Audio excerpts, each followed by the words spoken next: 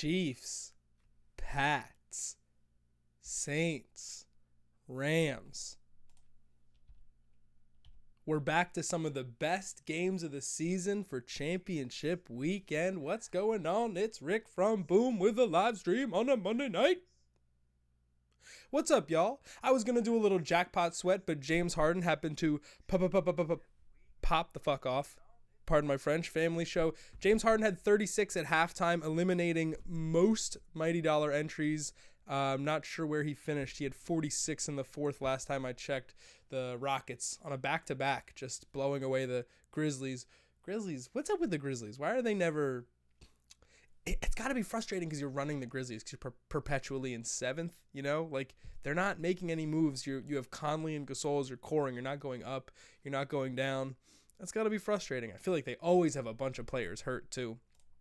That's got to be, frustrating on top of everything.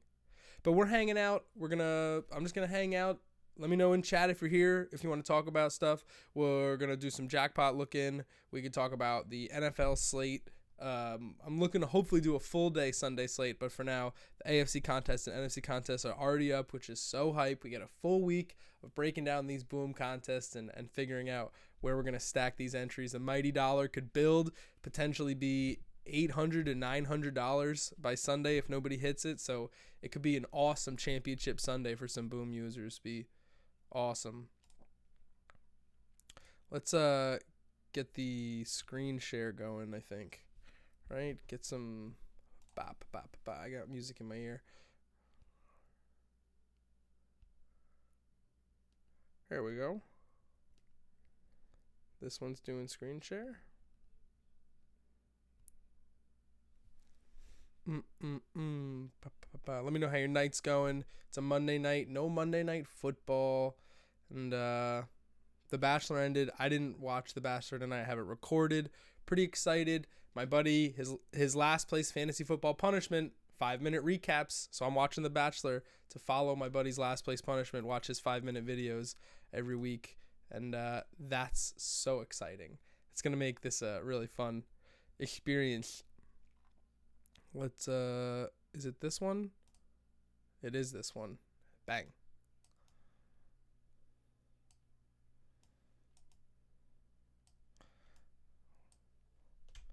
So, like I said before, no jackpots right now. Wish there was a way to put this down.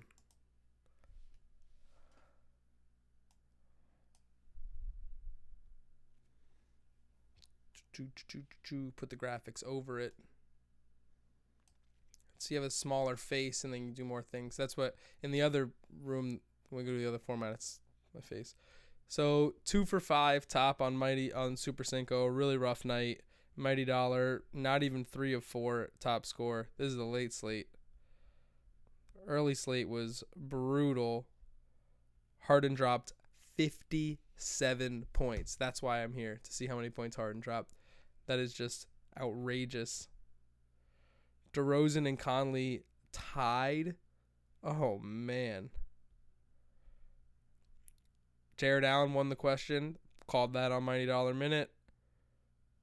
Russell and Mike Conley blew up the Mighty Dollar Minute. Oh, my goodness. Mike Conley blew up the Mighty Dollar Minute. 2 ties. Everybody goes home sour. What a rude boy. That's frustrating. Ties suck, I know, but we're not giving money away, people. We have plenty of winners without calling winners on ties. You're gonna win. Look at that. There's only 2 in the question anyway. And they tied. Literally an impossible question. Capella, 4 to 6 weeks. Unbelievable. PJ Tucker stock rise if you play a season long, but dang. That is frustrating news.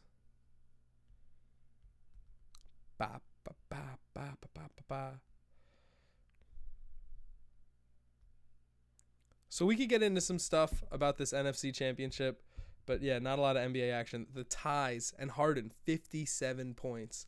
He's just unfadable at this point in all facets.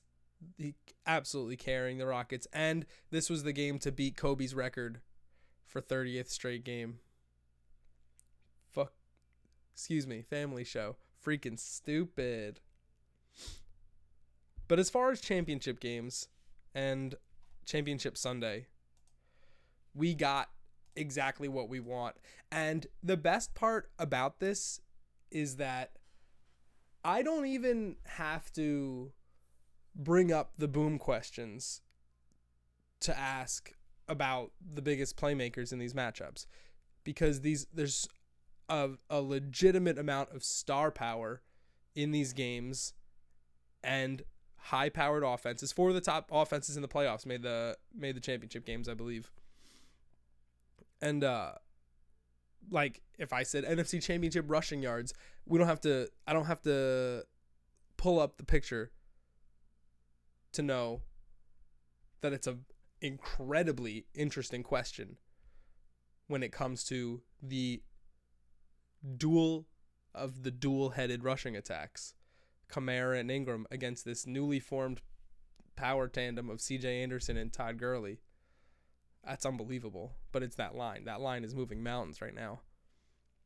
And the Saints line got lucky. Timmy Jernigan got a foot injury because the Eagles' defensive line was kind of doing some pushing and shoving early on there. Believe me. And in receiving, we know exactly who the players are. We're going to have a Cooks. We're going to have a Woods. We're going to have a Thomas, maybe. On the opposite end, you can expect a Kelsey. You can expect a Hill. I think Kelsey's a great option. I think the Patriots will probably make that the number one priority. It'll be interesting to see how the Chiefs get Tyreek Hill involved to kind of throw the Patriots off their game. It'll be really interesting. And then in terms of passing yards, it's at Arrowhead. I'm going to go Mahomes, but I also know that actually, if you're the Patriots, wouldn't you just run the ball every play? You got this great rushing attack with Michelle and Devlin and Gronk pushing dudes around, and all they have is their pass rush. You kill the crowd. You keep Mahomes off the field. He just feels like a Jonas. You got a trio of good backs. You'll never run out of good running backs. All the Patriots running backs are interesting plays the more I think about it. When I think about this matchup, I think about Jonas Gray. I think about going against a high-powered offense on the road and just feeding a running back 50 times and just winning unconventionally. This is the same Patriots team that can win without calling a single running play as they've done before. They don't care about run-pass ratio. So if I say they're going to run the ball on every play, it's not so crazy. It's not the most outrageous.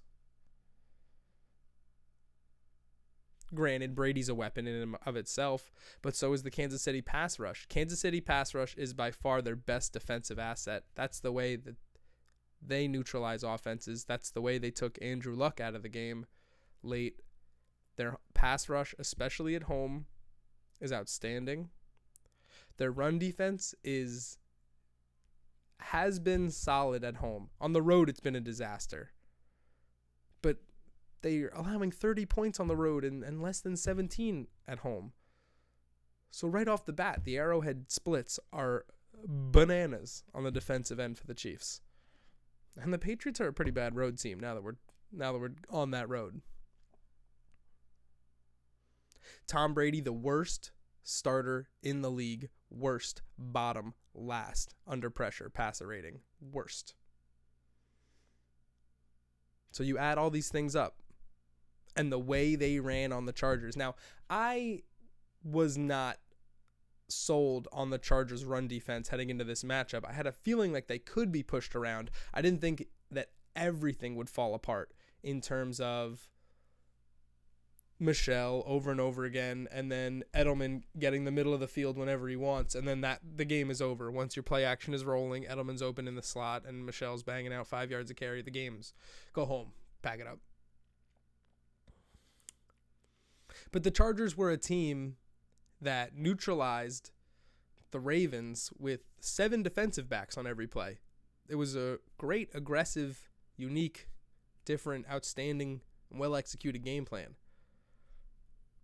And the Patriots put 2 tight ends and a fullback on the field and said, Quarter this. Quarter D's. Quarter D's.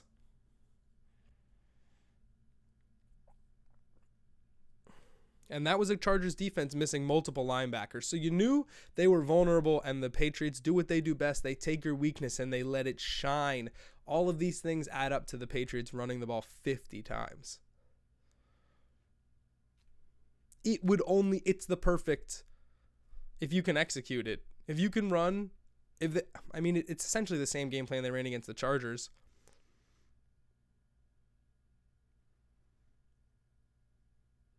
They don't want to get into a shootout at Arrowhead. You want to make them desperate. That's what made the Ravens so good when Lamar Jackson was winning games. When you force the other offense to call less plays when they finally get out there. Desperate. Desperate. That's what you have to make the Chiefs. The Chiefs have so much control at Arrowhead. You have to make them desperate. Desperate to stop this run. Desperate to get your offense back out on the field. Desperate to make a play. That's when you start making mistakes. It's a very, very, very interesting matchup. The Patriots defy all football. They're not going to go in there and do what you expect them to do. They want to exploit your weakness, put the sun on it on offense, and on defense they want to take away the one thing you do best. And it's probably going to be Travis Kelce. I would like to see another big Damian Williams game. But if the Patriots get out in front and run the ball, and the Chiefs can't, or vice versa, that's when the football gets interesting. I've seen Patrick Mahomes go cold, but for the Patriots to force them to just be quiet at home, not sure we're going to see that. Maybe for a little bit, but Andy Reid has typically had Bill Belichick's number. A few times, he's blown his doors off. I feel like sometimes when the Patriots get him, it's by a little, but when Reid gets him, it's by a buttload. Can we see a... let's see if StatMuse has this.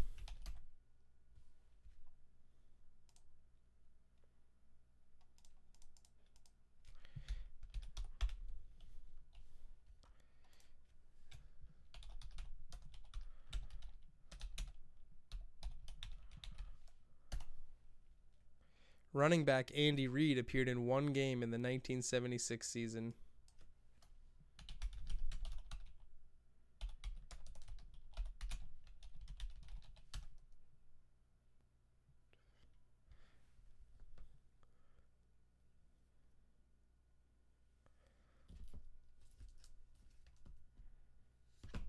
Spilling my...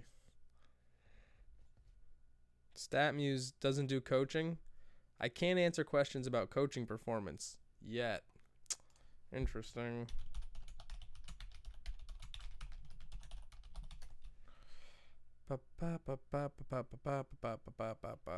Andy Reid, Pro Football History, Pro Football Reference. Pro Football Reference. Worked for, challenges, ranks.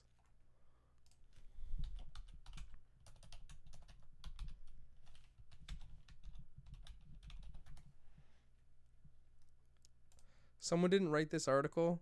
The Andy Reid's record against Bill Belichick suggests high-scoring affair. Yeah, don't even think about auto-playing a video on this website. How dare you? I know who that is. This couldn't be made any clearer. Statement. Oh, it's a BJ Kissel tweet. Great. 342 games. 7 times has the defense allowed 40 or more points. The Chiefs are 3 of those games. Belichick is 6-2 against Reid. So people are going to say, oh, Andy Reid owns Bill Belichick. Puts him in the spot. Belichick's 6-2.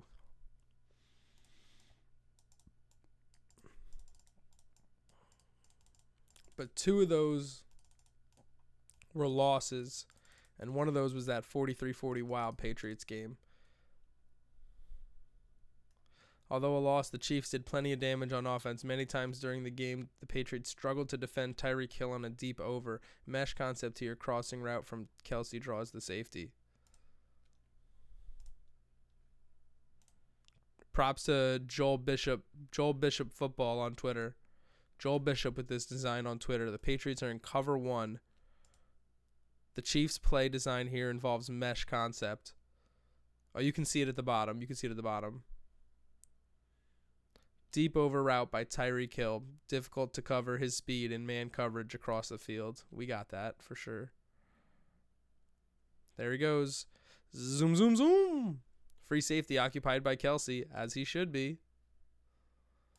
Tyreek Hill left one-on-one with the corner trailing, as he should not be. Here's the issue. The pressure is going to be there. Mahomes, Dymo, tote down. Great, so we know how they can beat him. They're going to try to beat him in man coverage with speed.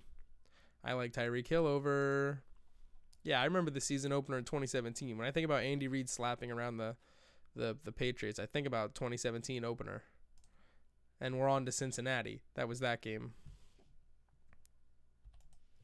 So, Andy Reid, while we talk about how he can put up big points against Bill Belichick, he's also 2-6 against Belichick lifetime.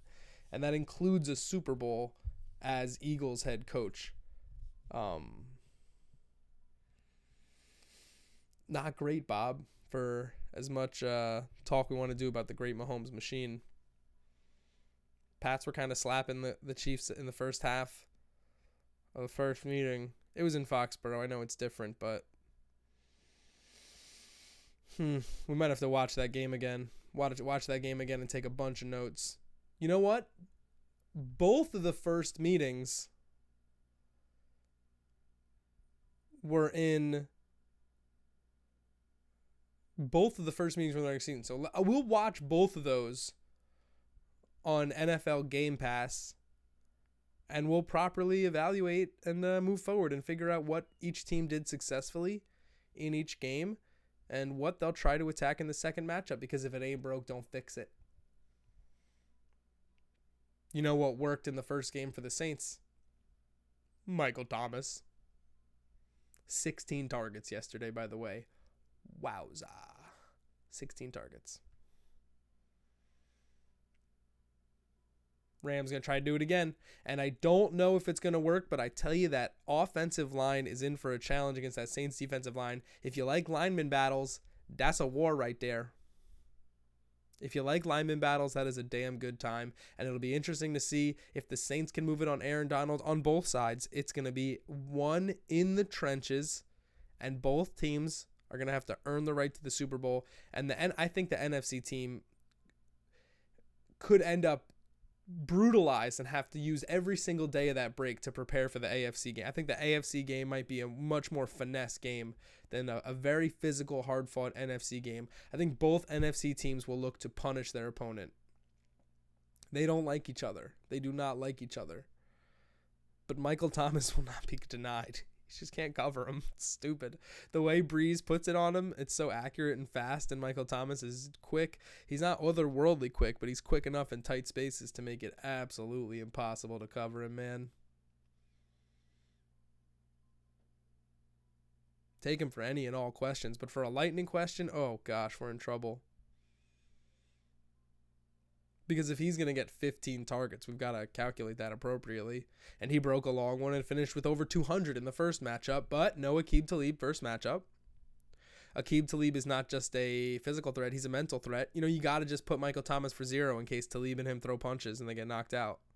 Just put up a 0 for Thomas. He'll have played and have not recorded a catch. You'll win. You'll win $1 million. God, I hope that happens and I can come back to this clip. I'm a genius. That's game theory. Some people are just 3 steps ahead. Y'all checkers, me chess, etc. Oh, playa. What's cracking on the scene, my guy? Just waxing poetic about these games. Thinking about Championship Sunday. Both contests posted, and I'm trying to get a 2-game slate posted so we can get max reps in on Sunday. But Just thinking out loud. Andy Reid 2-6 against Belichick, my guy. I don't see how Belichick couldn't run the ball 50 times. I could see how the Patriots just completely pound the rock. I know Brady's good, but you take away the one good thing Kansas City does on defense, and you keep Mahomes off the field. Remember, Kansas City scored 9 points in the first half the last time they met. 9. That's not a lot. The Patriots' offensive line looked really good. I'm starting to think Joey Bosa's massively overrated. He did not show up on Sunday. 2-gamer, Max Enter it all, Yabo, screenshot. This is me screenshotting. Sending it over. It's official. It's got to get played. I want to get a bunch of Madden streamers to play the Super Bowl contest regardless, because if you don't play fantasy or do props, this Super Bowl is the perfect one, because there's so many delicious opportunities. Like, it's going to be a banger between two prolific offenses no matter what. What's the worst possible outcome? Rams, Patriots?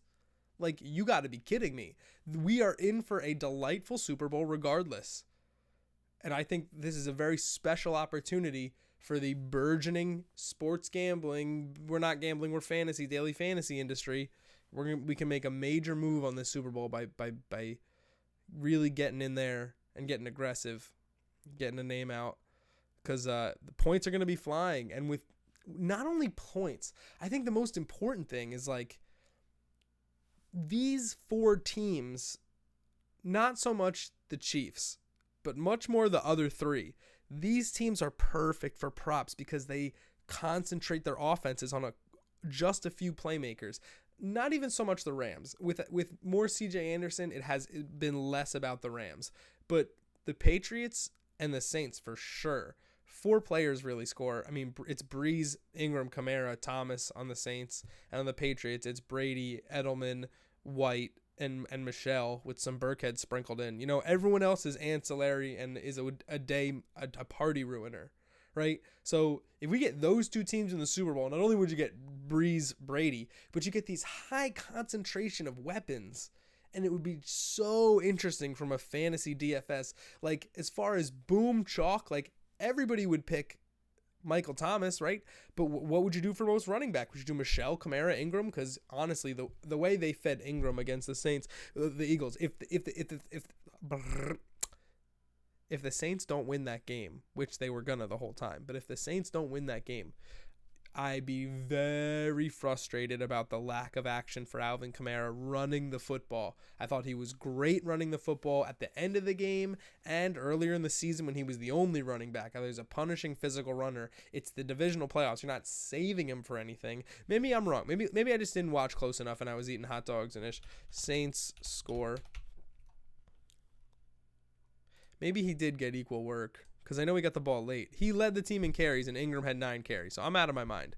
Kamara had 16 carries for 71, and Ingram had 9, pushing 5.9 yards per carry. So I really am on something else. Just look at these numbers. 12, 171, and a touchdown. And they were forcing to Ted Ginn. Ted Ginn was back from injury. They forced it to him on the first play. They were forcing balls to Ted Ginn, and I hated it. 20 unanswered. Giving up 14 points, scored 20 unanswered. That's a championship team, my guy. Really good squad. It'll be interesting. I'm going to fire up Game Pass this week for sure and watch Saints and Rams. That'll be a really good... Saints, Rams, Chiefs, Patriots. Sit in the office. Maybe I won't sit in the office. Maybe I'll sit at home and just wax poetic for an hour. Have my own little radio show. Can I work from home is the thing. And just I would watch and then just talk openly about what I'm seeing, which is not breaking any rules. I still don't, the whole Game Pass, like if you're watching an all 22 with no audio and you paid for it, I got to call him. I don't know. But it makes sense that I would be allowed to use that and talk about it and like telestrate it. the way other people use it for GIFs and stuff that we were talking about before. But I would love to talk about those games more. Remember, Chiefs came out flat. Saints Rams was a banger that ended with a long touchdown to Michael Thomas, 211 yards, burned Marcus Peters, and Sean Payton was like, I like that matchup. And they said, Marcus Peters, did you hear what Sean Payton said? I said, yeah, he better keep talking that talk. We'll sit down and have some gumbo about it. Marcus Peters really said that. Go look that up. That really happened. So I couldn't be more excited. We get exactly what we want for Championship Sunday. I'm thrilled about it. Let's check some NBA scores. Harden with 57 tonight. Absolutely unstoppable. Somebody on Twitter said he would score 70, and I said I would give him $20 in Boom Cash if he did score 70. But he's not going to score 70. He scored 57. Pistons, Jazz. Pistons blew their lead. Kings up in front over the Blazers.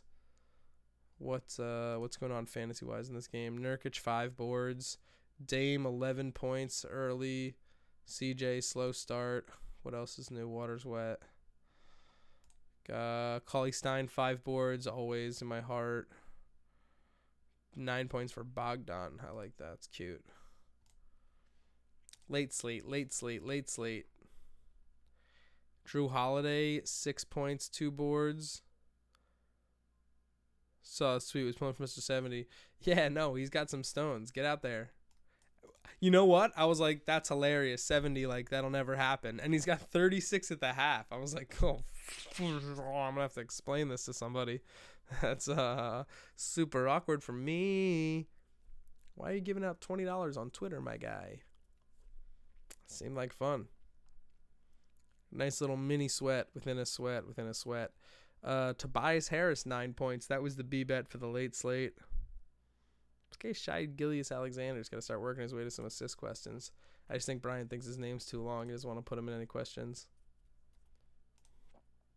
His name is too long. I can't believe DeRozan and Conley. I can't believe Mike Conley tied in points and assists to just blow up the mighty dollar. Just an absolute rude man. Jeez, Grizzlies. Rockets by 18. The Grizzlies are a mess, man. Jaren Jackson and Garrett Temple. They're starting so many scrubs. And then James Harden scoring 57 of his team's points. Nobody else scored more than 15. What the freak? He's such an animal. This doesn't look like it adds up to 112. 100% looks like he's missing points here. I don't want to count it. It just feels like a dumb thing to do, but it didn't look like it added up to 112. That's all I'll say about that. The Nets continue to pick up the pace, get completely demolished in the fourth quarter, pull out a win. My boy Jared Allen come through 19 and 12. Drip, drip. D'Angelo Russell playing like an all-star. Drip, drip. Gordon Hayward, 3 and 5. Drip, drip. This your signing? This your big signing? Ew, Jay Tatum at 34? What? They really do kind of struggle with bigs, though. 12 boards. Damari Carroll. Damari Carroll doesn't have 14 boards on anybody. They did a good job containing Dinwiddie, though. Their guard defense is good. Interesting nuggets to move forward. The Nets over the last 10 games are a top 10 pace team. Overall on the season, they are the 20th. They are 20th in pace.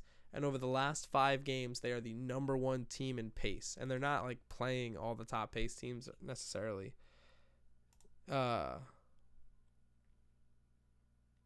It's bizarre. There they are at 9th over the last 10. So it's an interesting thing to note going forward. Is it a system change? Is it a change in strategy and approach for Kenny Atkinson and the Brooklyn Nets? Because that would be interesting. D'Angelo Russell putting up 34 is no accident if they're going to start upping the tempo. That's going to be great when Karis LeVert comes back. Jared Allen is a athletic big who can make moves on other bigs at that kind of pace. And he's a dunker. He's a good dunker. I'm talking about the Nets, baby. Rick, 3 minutes on Brooklyn. We're coming for the Atlantic. We're not coming for the Atlantic. But it is weird to see Boston kind of melt before our eyes, even with Kyrie, without Kyrie, losing. That's fun to see. We'll see what happens there. But I can't really focus on basketball right now because LeBron's out, Anthony Davis isn't traded yet, so nothing's interesting. And Durant's not a Knick, so nothing's interesting. And we got Jimmy Butler revenge game tomorrow. That's all that matters. T-Wolves. T-Wolves looking good with Lil Saunders. You a T-Wolves fan? I think you're a T-Wolves fan. And be interesting. That'll be interesting. I like that. Jimmy Butler revenge game narrative. Should be really fun. It's in Philly, so it's not full revenge game. But, yeah, we'll be down for that. I'm just in full football mode right now. And then, man, we're going to do Mighty Dollar Minutes for baseball soon. That's actually hard to believe. How to cheat at fantasy baseball. We got to get that video up.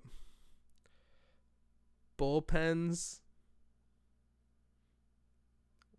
I like attacking bad bullpens. That's just what I do. As far as my baseball approach. Wolves for show. Let's go. They got Flip Saunders' son. I saw it as soon as it popped up. So if you're seeing me talk now, that's how bad the delay is. I saw little Flip Saunders. That's a cool thing having coach. But I lost my train of thought.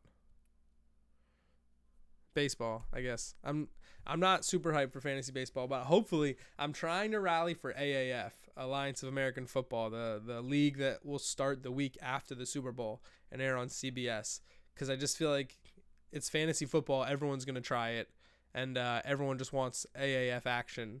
So X going to give it to him. Nah, that'll be it. He's 32. Yeah, he'll be like McVay. It's not like he doesn't know how to coach, you know? And the Wolves can pretty much coach themselves. Basketball lends itself to player coach way more than any other sport. LeBron could 9,000,000% be player coach at some point in his career. I have no issues there. I don't think he'd be good at it, but it would be interesting. Yeah, you could player coach a basketball. But we got to work on some baseball content. We got to fix things up. We got to do fun things because I like attacking bad starters, bottom of the order guys. Love it. Baseball's such a tricky, bitchy thing to gamble on. Family show. We got to get the family show shirts printed. I want to take all the shirts and hoodies and just go to the Super Bowl. Just throw them at people or give them away for trivia or, burning their jersey or something. I don't know. Set up a goalpost, make them kick field goals. Do what I want. Stand on the bar, take my shirt off, throw it out. Boom, fantasy. Remember the name. Sir, this is an Arby's.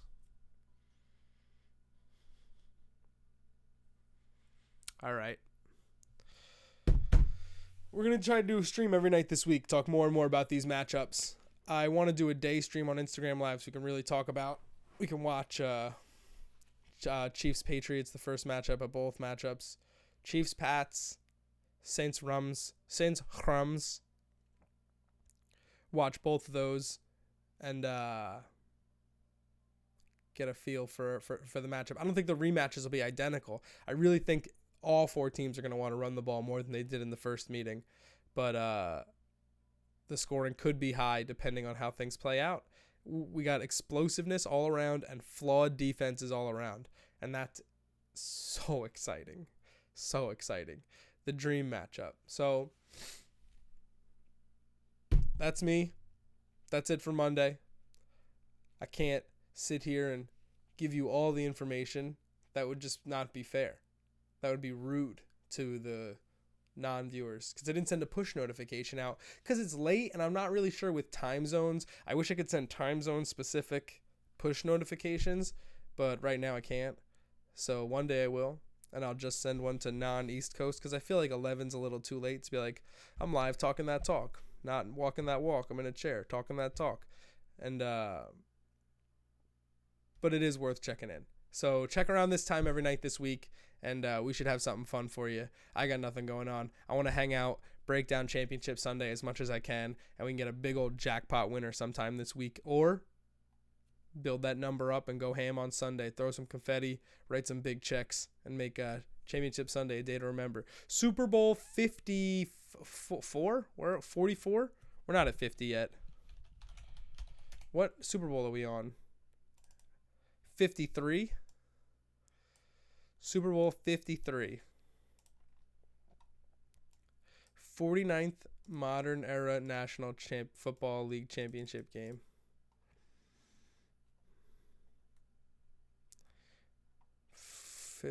Tickets are going to get cheaper. Peace out, my guy. 53rd. Yeah, 53rd. 63. You wish. Pray to God I see Super Bowl 63.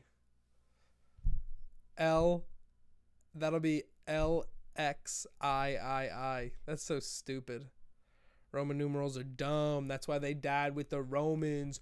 Peace ye America. That was dumb. All right, enough foolishness today. We'll see you tomorrow. I'm doing the text only Mighty Dollar Minute again tomorrow. I just think it's fun. It's different. Let me know what you think. We'll do a week of surveys, and I'm gonna start talking to more users. Next week we'll do some user check-ins, and or this week, I don't know. I got a ton of stuff I want to do. I got other stuff I got to do tonight, so I got to get out of here. So deuce will be good. Be good to each other.